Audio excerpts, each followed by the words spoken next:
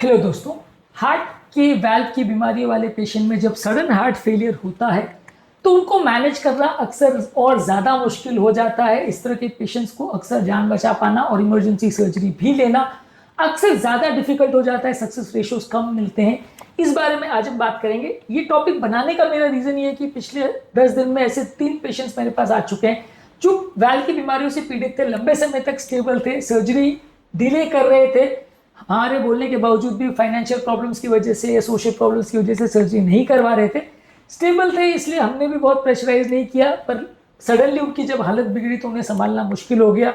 2 patients की हालत इतनी ज़्यादा बिगड़ गई कि अब सर्जरी कर ही नहीं पाए। एक पेशेंट को हमने सर्जरी के लिए लिया भी, तब उनको मल्टी ऑर्गन फेलियर में वो जा चुके थे और सर्जरी करने के बाद भी उन्हें बचा पाना बहुत मुश्किल हो गया। तो ये समझना ज़रूरी है कि सीवियर वाल्व की बीमारी वाले पेशेंट को जब सडन हार्ट फेलियर होता है तो वो रेगुलर हार्ट फेलियर से मैनेज करना ज़्यादा मुश्किल होता है। क्यों होता है, ये सारी चीज़ों पर हम बात करेंगे और इस एस्पेक्ट को डिस्कस करना क्यों ज़रूरी है, ये सारी चीज़ों पर आज हम बात करेंगे। टॉपिक पर जाने से पहले जो लोग हमारे चैनल पर नए हैं उन्हें रिक्वेस्ट करूँगा कि चैनल को सब्सक्राइब करें। हमारे चैनल का पर्पज़ है हेल्थ एजुकेशन के द्वारा आपको हेल्दी बनाना। इस मिशन में आप हमारे सहभागी बन सकते हैं चैनल को सब्सक्राइब करके, वीडियोज़ को लाइक करके, कंटेंट्स को शेयर करके। क्या आपके परिवार में किसी व्यक्ति को हार्ट फेलियर की या वाल्व की प्रॉब्लम है? कमेंट सेक्शन में लिख के हमें बताएं।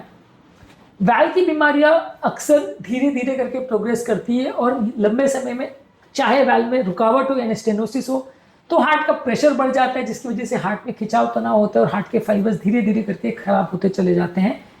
इसके अलावा अगर हार्ट में लीकेज का प्रॉब्लम हो तो जैसे गुब्बारे को आप ओवर स्ट्रेच करते हो तो वो खराब हो जाता है और उसकी इलास्टिसिटी खराब हो जाती है। वैसे ही अगर आप उसमें अगर हार्ट की ओवरऑल अगर वॉल्यूम की कैपेसिटी 1 लीटर है और आप उसको खींच खींच के अगर 4 लीटर पे ले जाओगे तो हार्ट में इतना खिंचाव तनाव होगा कि इसके फाइबर्स परमानेंटली खराब हो जाते हैं। उसके बाद फिर कई बार संभालना बड़ा मुश्किल हो जाता है। उसके बाद व्यक्ति धीरे धीरे करके जो ये हार्ट फेलियर में जाता है, उसके बाद सडनली अगर व्यक्ति को हार्ट फेलियर सडनली हो जाए या एक्यूट हार्ट फेलियर हो जाए तो वैसी कंडीशन में पेशेंट को बचाना बहुत मुश्किल हो जाता है, क्योंकि ऐसे कंडीशन में हार्ट ऑलरेडी इतना कॉम्प्रोमाइज होता है, ऑलरेडी इतना वीक होता है कि वो ऐसी खराब सिचुएशन से अपने आप को निकाल नहीं पाता है और अक्सर कई बार व्यक्ति की तुरंत डेथ हो जाती है या व्यक्ति को संभालना मुश्किल हो जाता है, मल्टीपल ऑर्गन के फेलियर में चला जाता है। इस तरह के हार्ट फेलियर के पेशेंट्स अक्सर सडन डिकम्पनसेशन में जाते हैं और उनको मैनेज करना मुश्किल होता है, क्योंकि ऐसे केस में यदि आप कोई भी दवा वगैरह भी अगर देते हो पेशेंट की पंप को सुधारने के लिए तो वो भी उतना अच्छा रिस्पॉन्ड नहीं करती है, क्योंकि हार्ट ऑलरेडी वीक है, वाल्व का ऑलरेडी प्रॉब्लम है। यानी कि अगर वाल्व ऑलरेडी बहुत सिकुड़ा हुआ है तो आप ज़्यादा प्रेशर दे भी रहे हो हार्ट को तो भी ब्लड आगे पुश नहीं हो पा रहा है, क्योंकि वाल्व का रुकावट है। हार्ट की ओवरऑल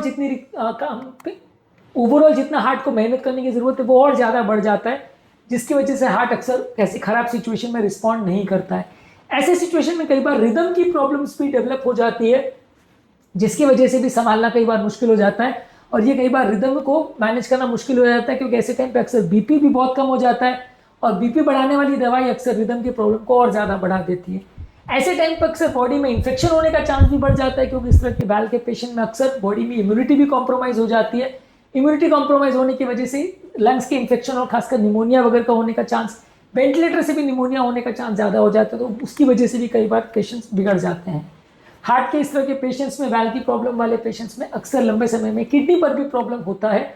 तो ओवरऑल सडनली जब हार्ट फेलियर में पेशेंट जाता है तो किडनी फेलियर होने का या मल्टीपल ऑर्गन के फेलियर होने का चांस भी ज़्यादा बढ़ जाता है और ऐसे कंडीशन में ट्रीटमेंट सक्सेसफुल उतना नहीं हो पाता है। ऐसी कंडीशन में मान लीजिए हम तुरंत सर्जरी के लिए लेते भी हैं पेशेंट को अगर इमरजेंसी में, तो सर्जरी के दौरान ऑन टेबल मृत्यु दर भी रेगुलर सर्जरी से कई गुना ज़्यादा होता है।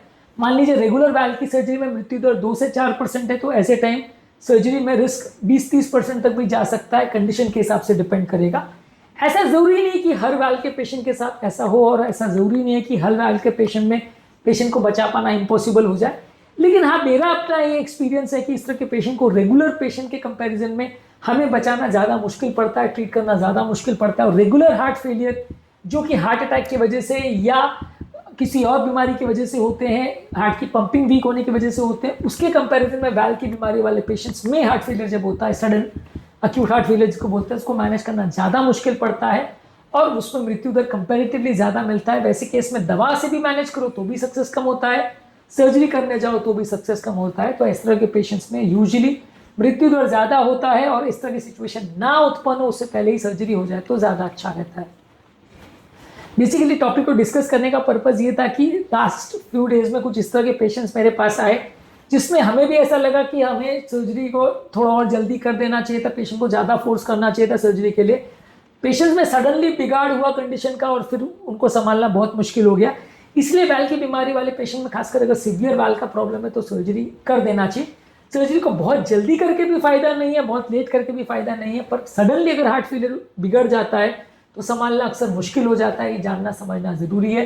बीमारियों को जल्दी डिटेक्ट करना, सही तरह से दवा से ट्रीट करना और ज़रूरत पड़े तो सर्जरी करना और सही समय पर सर्जरी करना बहुत ज़्यादा ज़रूरी है। नहीं तो इस तरह के पेशेंट्स में जो कि बचाए जा सकते हैं, अक्सर पेशेंट की जान का खतरा हो जाता है, बचाना अक्सर मुश्किल भी पड़ सकता है। आज के टॉपिक में हमने बात करी कि वाल्व की बीमारी वाले पेशेंट्स में जब सडन हार्ट फेलियर होता है तो क्या प्रॉब्लम्स आती है और क्यों इस तरह के पेशेंट में इस तरह की सिचुएशन ना बने तो ज़्यादा अच्छा है। उम्मीद करूँगा कि आज के टॉपिक में कुछ नई बातें जानने को मिली होगी। जो लोग हमारे चैनल पर नए हैं उन्हें रिक्वेस्ट करूँगा कि चैनल को सब्सक्राइब करें। हमारे चैनल का पर्पज़ है हेल्थ एजुकेशन के द्वारा आपको हेल्दी बनाना। इस मिशन में आप हमारे सहभागी बन सकते हैं।